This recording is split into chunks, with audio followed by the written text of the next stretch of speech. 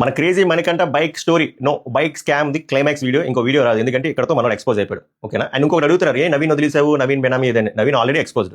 And మనం ఇంకో video చేస్తానన్నారు కదా, అప్పుడు మనం మాట్లాడతాం. బట్ A1తో పాటు A2ని కూడా ఎక్స్పోజ్ చేయాలి కదా. బట్ A2 వచ్చి సుత్తపూస అన్నట్టు కవరింగ్ ఇస్తున్నారు అందరూ, including voice of Vizianagaram page. అది నాకు నచ్చట్లేదు, ఎందుకంటే చిన్న దొంగ పెద్ద దొంగ లేదు, అందరూ దొంగలే. ఇప్పుడు coming back to the bike scam, ఏం జరిగిందో చెప్తా చూడండి.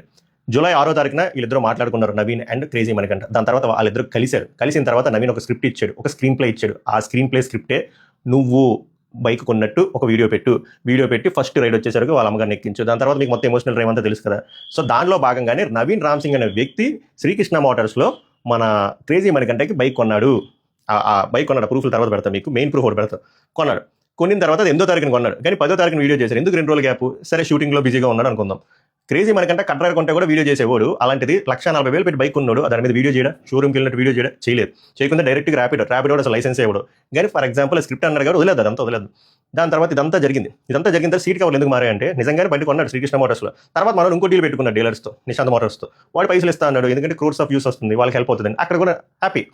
అందుకే మీరు చూడండి, కొన్ని రోజులు శ్రీకృష్ణ మోటార్స్ ఉంటుంది, తర్వాత నిశాంత్ ఉంటుంది, మళ్ళీ శ్రీకృష్ణ ఉంటుంది.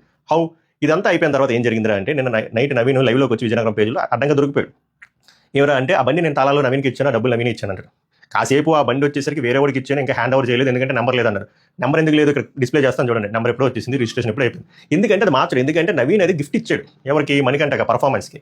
ఈ స్క్రిప్ట్ అంతా అయిపోయిన తర్వాత నీకు మళ్ళీ ఆ బండి నేనే రిటర్న్ ఇచ్చేసినట్టు కలరింగ్ ఇస్తాను అని చెప్పి అనుకున్నారు. బట్ అది అవ్వలేదు. బట్ యాజ్ ఆఫ్ నో ఆ బండి ఎవరి పేరు మీద ఉంది? మణికంఠ పేరు మీద ఉంది. అది ఎవరికి అమ్మారు? ఎవరికి అమ్మలేదు. అది నవీనే కొన్నాడు కాబట్టి ఆ డబ్బులు ఎవడే 1,40,000 పెట్టుకున్నాడు, ఎందుకు అంత క్యాష్ ఇస్తాడు? మీరు ఆలోచించండి. సో 1,40,000 నవీనే ఇచ్చాడు, మనోడు వెళ్ళి ఇప్పించాడు, మళ్ళీ ఆయనకి నుంచి తీసేసుకున్నాడు. అంతకుమించి ఏం జరగలేదు. అండ్ వాళ్ళ పేరెంట్స్ కూడా చెప్తుంది అదే. నవీన్ కూడా తెలుసు, అందుకే నవీన్ చాలా గట్టిగా అంటాడు, కేసులు వేస్తే వేయండి, ఎందుకంటే దొరికితే అందరూ దొరికిపోతారు. అప్పుడు మణికంఠ కూడా దొరికిపోతారు. ఓవరాల్గా మీకు కాన్సెప్ట్ అర్థమైంది అనుకుంటున్నా. ఈ మొత్తం బైక్ స్కామ్ది. ఇది కూడా జనాల్ని ఎదవలు చేయడమే, జనాల్ని గుర్రులు చేయడమే. సో ఇప్పుడు గట్టిగా అడగండి మణికంఠ, అర్థమైందా? ఎందుకంటే ప్రతి వీడియో చేసినోడు, అంటే 10,000 ఇచ్చిన వాళ్ళు కూడా వీడియో చేసినాడు, 1,30,000 1,40,000 ఒక పర్సన్ కమ్మినప్పుడు ఆ పర్సన్తో పట్టుకుని వీడియో ఎందుకు చేయలేదు? ఎందుకంటే పర్సన్ లేడు. ఎందుకంటే ఆ గిఫ్ట్ మళ్ళీ మణికంఠకే వస్తుంది బై నవీన్. అందుకే మీకు ఆ వీడియో ఎప్పుడు రాదు, ఆ రీల్ రాలేదు. అలాగే బండి కొన్న రీల్ కూడా రాదు, ఎందుకంటే చాలా ప్రూఫ్లు దొరికిపోతాయి. సో దీని గురించి బలంగా అడగాలి మీరు. చాలా నమస్కారం, ధన్యవాదాలు.